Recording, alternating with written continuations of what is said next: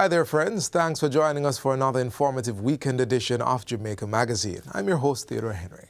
Inside the pages today, we are taking you on the route to owning a home and helping you tackle dengue. Sit back and relax for all these and more. You don't want to miss any of it. The following is brought to you by the Office of the Prime Minister. Your government is empowering you through education, training, and development. That is why we have removed all fees for every Jamaican accessing training through the Heart NSTA Trust. So, whatever you desire training in, food and hospitality, beauty and cosmetology, housekeeping and hotel management, welding, carpentry, masonry, or any of the dozens of programs Heart offers, you can enroll completely free and change your life. We are building Jamaica. The proceeding was brought to you by the Office of the Prime Minister.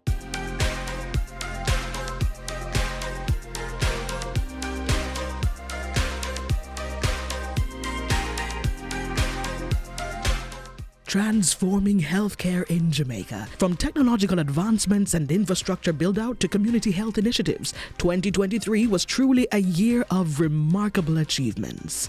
It is in keeping with the theme and the transformation that we are pursuing in public health, which is to digitize public health. Join us on Monday, January 22, inside Jamaica Magazine for the full review of the Ministry of Health and Wellness's accomplishments in 2023. Not only is the government transforming public sector buildings to enable the best quality of service to its citizens, it is also upgrading operational systems. In our next feature, we'll examine some of this work taking place under the public sector transformation and modernization process.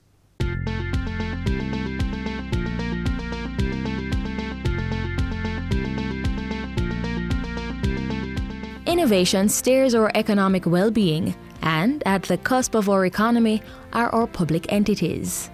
The thirst for improvement in areas such as ICT technology, human resource management, trade and investment, and management of public sector costs are being watered through the Public Sector Transformation Program.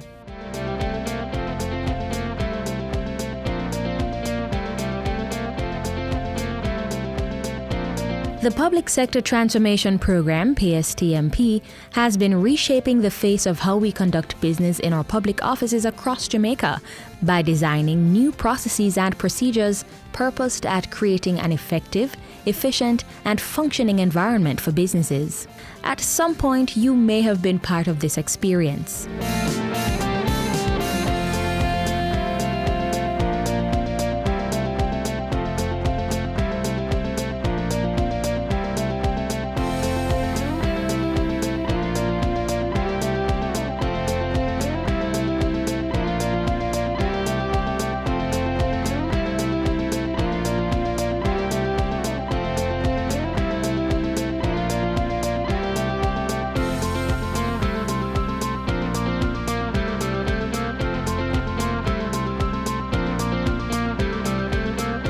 Excessive bureaucratic processes, high transaction costs and time, inadequate human resource management are some issues penned in the salutation that read, "Respectfully, we cannot continue as we are, as the people of Jamaica, our partners and colleagues, are adversely affected by inefficient service delivery, which, by extension, pulls on our economic strides."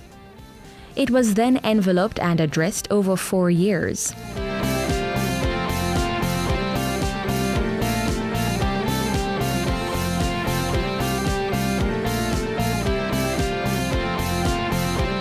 A trained workforce equipped with the knowledge and tools to execute internal as well as external relations is critical to the success of this program. With this, the PSTMP has forged a design that will see the reform and modernization in the areas of efficiency and IT, shared corporate services, rationalization of public bodies, human resource management transformation, and compensation management. These projects are at varying stages of planning, design, and execution, but importantly, the vision is charted in action, and in some instances, the success is evident.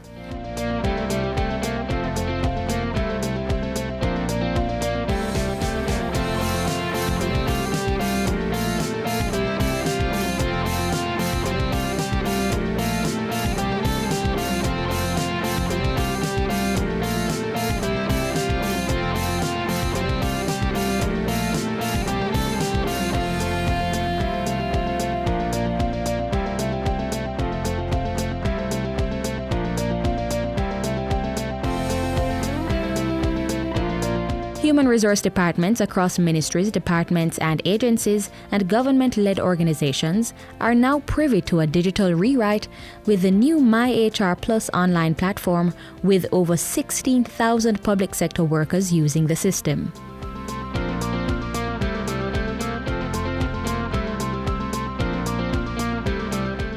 These projects aim to create a public sector environment fit for purpose, providing dependable services to civil servants, clients, and external partners.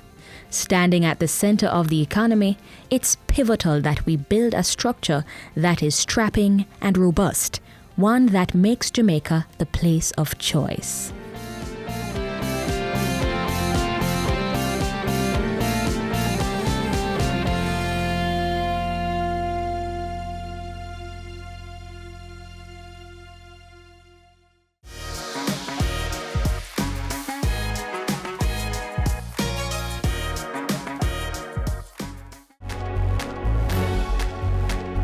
Know your numbers and control the keys to a healthier heart. Know the numbers for your blood pressure, cholesterol level, blood glucose level, and your weight and body mass index.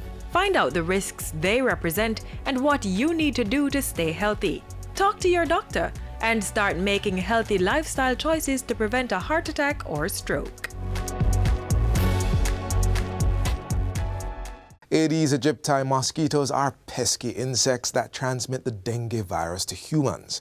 One of the best ways to prevent this is by securing water-holding containers to leave no room for mosquito breeding. Keep watching for more important facts you need to know about dengue fever and how to treat and prevent it.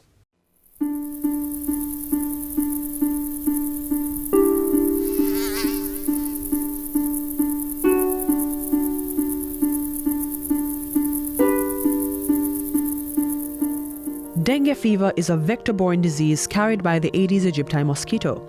It is caused by the flavivirus and occurs in either a mild or severe form in tropical and subtropical areas of the world. Globally, 50 to 100 million cases of dengue are seen yearly. Dengue is endemic to Jamaica, meaning that since its introduction in 1977, we have cases that occur every year. The cases of dengue fever, including severe dengue, can occur at any time throughout the year. An outbreak is declared when the number of cases increase above the usual that is expected for that time of the year. Dengue is transmitted to humans by the bite of the infected female mosquito. Symptoms typically begin 3 to 14 days after someone gets infected with the virus. Symptoms can last from 2 to 7 days. The incubation period is usually 4 to 10 days, and illness begins abruptly, and there are essentially 3 phases of the illness. First phase is where you have the fever. The second phase that you can go into is a critical phase, and then you have a recovery phase. Over 70% of persons who contract the disease usually experience mild symptoms. Persons affected by the mild form of the disease may experience fever of 40 degrees Celsius or higher, headache, muscle pain, and bone and joint pain. Some people may also experience nausea, pain behind the eyes, swollen glands, vomiting, sore throat, rash, and diarrhea. So you can see that it's a range of symptoms that can present, and therefore, when you initially present with dengue, it may be seen as different illnesses. It may be seen as gastroenteritis, it may be seen as an upper respiratory tract infection, or it can be seen as dengue fever. To be on the safe side and put speculations aside, persons who start experiencing symptoms are advised to visit their health facility or doctor for medical advice and treatment. If indeed you have dengue, do not self-medicate with treatments that can worsen your illness or cause bleeding. So be sure to have a discussion about dengue with your doctor. The Health Ministry says doctors who recognize the presence of a fever should also have a high suspicion for dengue and treat with the necessary precautions. For mild cases of dengue, persons may treat themselves at home with specific types of over-the-counter medications, but heed the warning. Fever and pain to the joints, pain to the muscles, must be treated with only medications that have cetamol, paracetamol, and Panadol. You can also use tepid sponging, fan therapy, and increased fluid to assist with decreasing the fever. Do not use medications that contain aspirin and other non-steroidal anti-inflammatory drugs such as ibuprofen and diclofenac. You must read your labels carefully. If you are unsure, consult your pharmacist or your doctor before using the medication. The drugs you should not take while experiencing dengue have been known to cause and/or worsen bleeding and increase the severity of the disease. Besides the mild form of dengue, persons can also experience a more severe form called dengue hemorrhagic fever, which is a rare complication of the illness that can lead to death. Usually the fever that comes with dengue lasts for about 5 days, and it is usually when the fever is going away that persons tend to worsen. Warning signs include persons not eating, experiencing persistent vomiting, lethargy, restlessness, shortness of breath, pain in the abdomen, or tenderness in the abdomen. Persons should also look out for signs of bleeding. Those signs of bleeding can include bleeding from the gums, bleeding in the urine, it can be bleeding in the stool. Usually though, when you start getting bleeding in the stool, in the urine and stuff, you have reached a severe point. It is important to note that a case of severe dengue can occur without symptoms of bleeding. Also, in a case of severe dengue, there may be difficulty in maintaining hemodynamics, in which a person's blood pressure tends to drop suddenly and circulation to vital organs is affected. With dengue, fluid tends to seep from the blood vessels to the outside of the vessels, meaning that there is decreased blood flow to vital organs. And that is why you get the symptoms of lethargy and restlessness and pain in the abdomen. What those signs are signs of decreased perfusion to the brain. It means that enough fluid is not going to the brain because persons are dehydrated. Okay?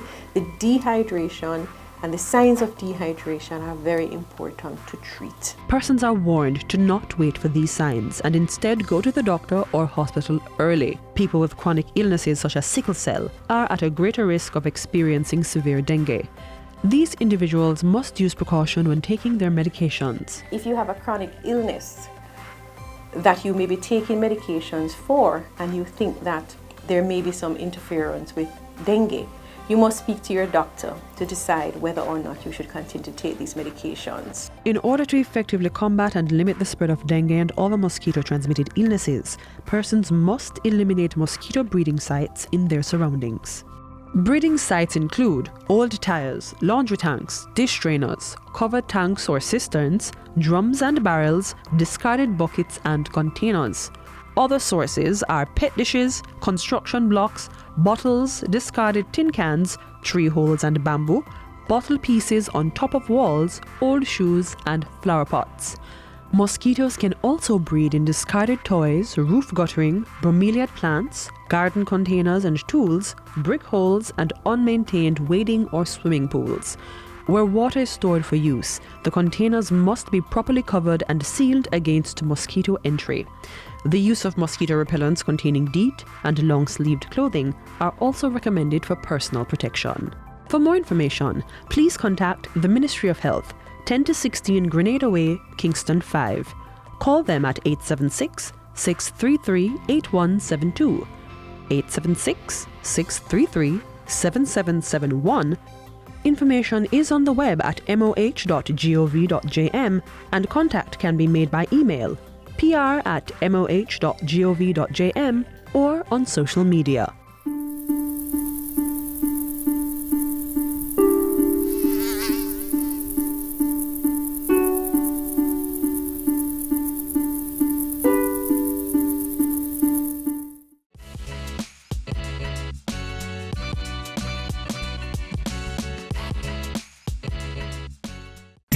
Mosquitoes will breed in containers that hold water. Tightly cover water storage containers such as drums, buckets and tanks, or cover the water surface with cooking oil. Punch holes in all tins, plastic containers and boxes to prevent the collection of water before disposal. Cover old tires or fill with dirt. Scrub all vases once per week to remove mosquito eggs and dispose of garbage by placing in plastic bags. Do your part to prevent mosquito breeding. A message from the Ministry of Health.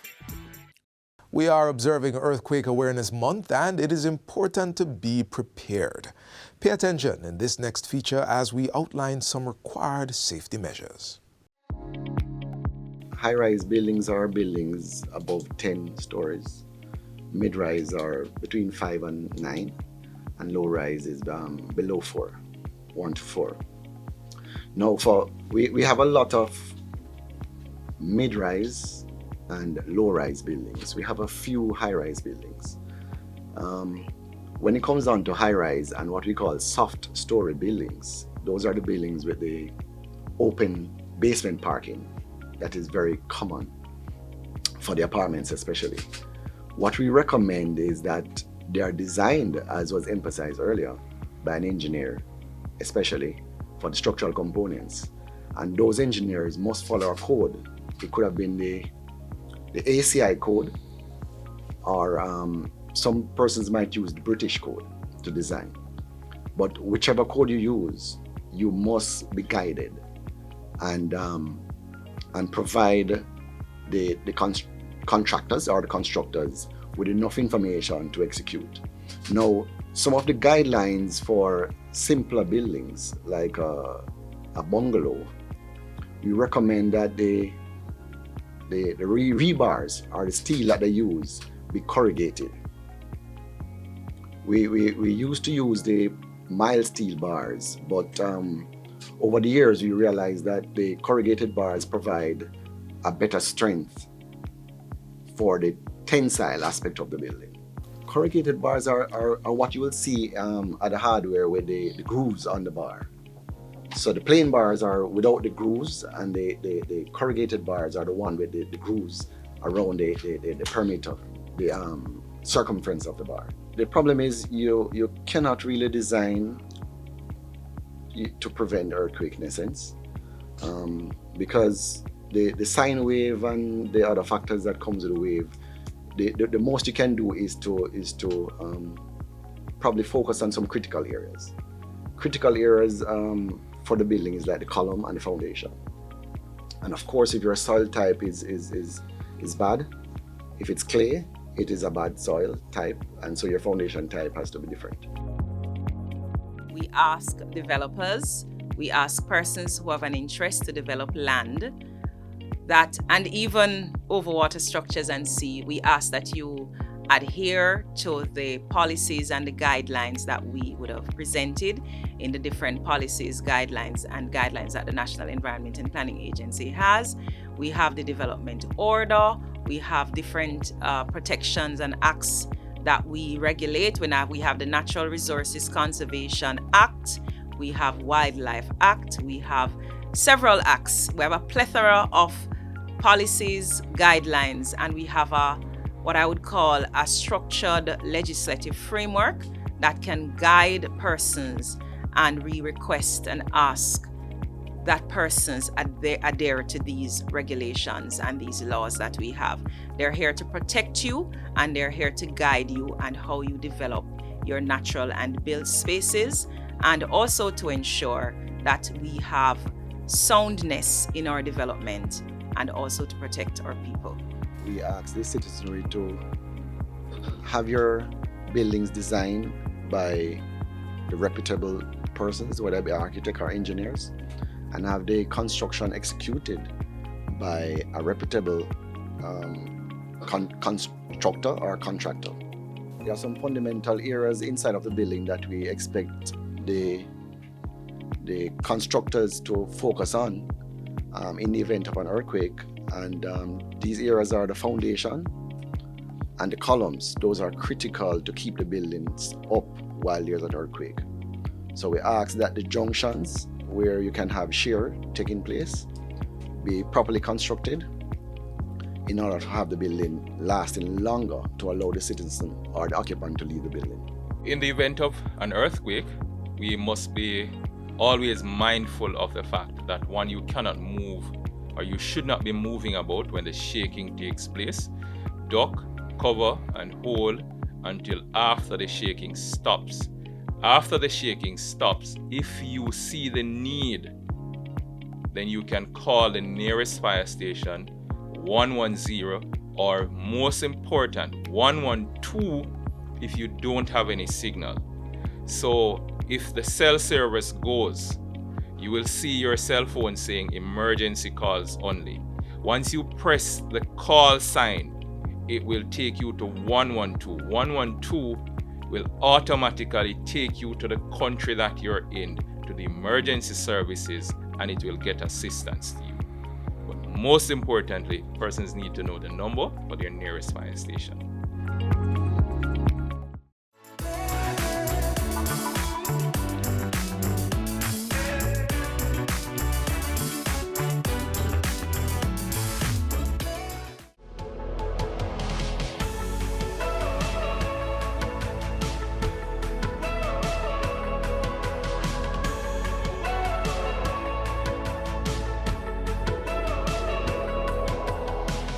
We are close to the end of today's half-hour journey inside Jamaica Magazine, but before that, we'll take a look at how government is improving opportunities for you to own a home through the NHT.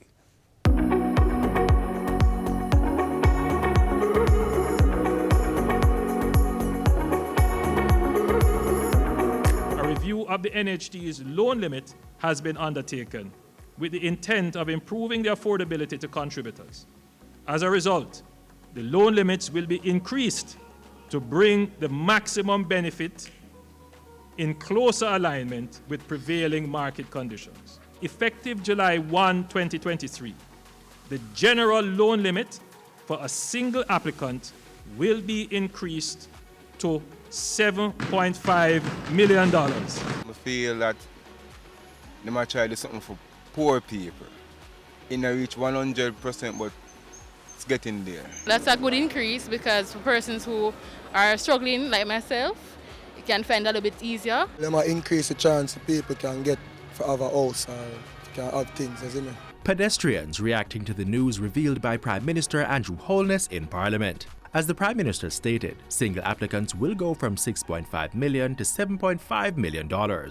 This means two people may access up to $15 million to purchase a home. It's up to $21 million when three family members pull their resources together. Home ownership is indeed a big deal, and all our loan offerings are geared towards assisting our contributors in becoming homeowners. And so we have mortgages under two broad categories: homeowners loan and non-homeowners loans. Under the non-homeowners loan, one can purchase a home on the open market, purchase land to build, or you may access funds to build on land you already own. So for the build on own land loan, you own the land, as the name suggests. You have a title for the property. Or you may not have a title for the property, but you have what is called undisputed ownership. You have documentation that shows that you are the right owner, you're the legal owner of the property. For the homeowner's loan, this is where an actual homeowner who has never received an NHT loan can borrow money to renovate their home. For those going the route of buying, bear in mind that once you have decided to purchase land or any property, you need to be pre-approved for a loan. To get a pre-approval letter, you'd be able to do so by supplying us with a job letter that verifies your income and contributions to the NHT. The TRN, you should have a TRN card, a NIS card, a government-issued ID, and your last 2 months' pay slips. But if you're self-employed, then you would have to visit our compliance department and request what is called a mortgage memo. This is simply an electronic statement on our system that confirms to the person who will prepare your letter that you are indeed qualified and you have paid all your contributions on time. So you're ready to buy a property and you're considering an NHT housing scheme. Here's something to consider. The NHT will, from time to time, offer to its contributors housing solutions for sale. Now, if you want to be qualified for an NHT scheme solution, there are two main things that must be considered. One, where you live and work in proximity to the scheme. That's one. And the number of points you would have accumulated over your work life. So the longer you are contributing, the more points you would have accumulated. And for every 52 weeks that you are a contributor, you are awarded 20 points. So that adds up over time. If you are considering purchasing NHT housing, be sure to keep up to date with their website for all the relevant information. And when you are ready to purchase, be sure you have all your relevant data on hand. So you're going to want to have on hand records of your employment issues. So person will say to me, Mrs. Smith, I'm ready to apply for my scheme. And I say, how long have you been contributing? And the answer is enough years. No, you need to know when you worked at a particular company and for how many years. Because when you are doing your online application for scheme, you need to be very specific. You worked at Montego Bay Club 2000 to 2010. You worked at Dundee 1985 to 1990. So you have to be very specific. And for those people who may want to subdivide land and build with other like-minded individuals, cluster housing has been renamed and rebranded, and it is now called Build 9. Okay, so it's no longer cluster, it's Build 9. So what is Build 9? It is a facility where we allow groups of persons to acquire land, and the NHT will assist with subdivision of the land, splintering of the title, and installation of the infrastructure. the land must be subdivided into a minimum of 3 lots or a maximum of 9, hence the name Build 9. It's an opportunity for you to create your own community. So you build the community that you want, you design the community you want, you live with people that you can be happy with and comfortable with. Sounds good, right? Well, yeah, of course. Ready, sign me up. Not so fast. I want to go through some of the things that persons must bear in mind when they're ready to own a home, or they're going to buy land, or you are going to buy a home, or you're going to build on land that you already own. There are some expenses that you must prepare for. And so a sale agreement, you have to pay for that. You have to pay a valuator to do a valuation report.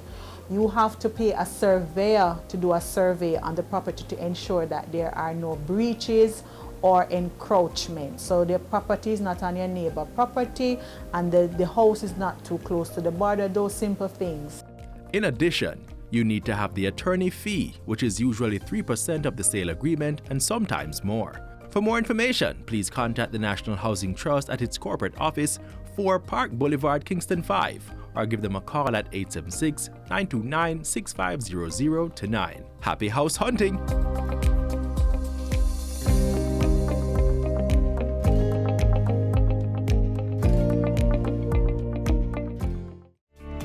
...2023 was a banner year for the government and people of Jamaica. We saw record unemployment, earned over $4 billion from tourism, experienced 10 consecutive quarters of economic growth, secured historic credit ratings, improved our infrastructure, and more Jamaicans became home and landowners in the year. These and so much more happened in 2023. Catch the highlights in Jamaica Magazine, aired on this station and on social media.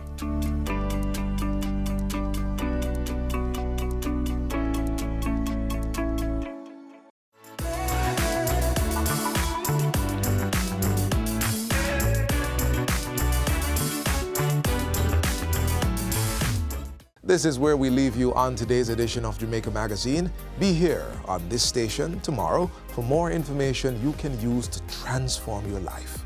Until then, visit our website, jis.gov.jm, for this and other offerings. On behalf of the entire production team, I'm Theodore Henry. Take care. This has been a production of the Jamaica Information Service, the voice of Jamaica.